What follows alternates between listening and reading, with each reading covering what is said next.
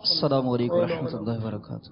وعلیکم السلام ورحمۃ اللہ وبرکاتہ۔ امیر اہل سنت کے بارگاہ میں سوال عرض ہے کہ دعوت اسلامی کے تمام شعبہ جات میں اور بالخصوص مدرسۃ المدینہ جامعۃ المدینہ میں طلباء سے لے کر نگران تک مدنی حلیے کی کیا حیثیت ہے؟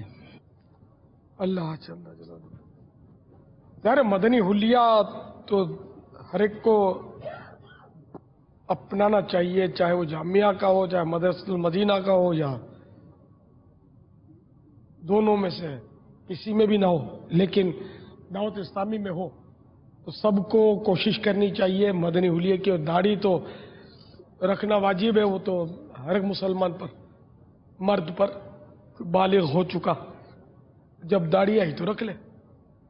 مدنی حلیے میں داڑھی بھی شامل ہے، زلفیں بھی رکھنی چاہیے کہ یہ بھی سنت ہے، امامہ شریف بھی سنت ہے۔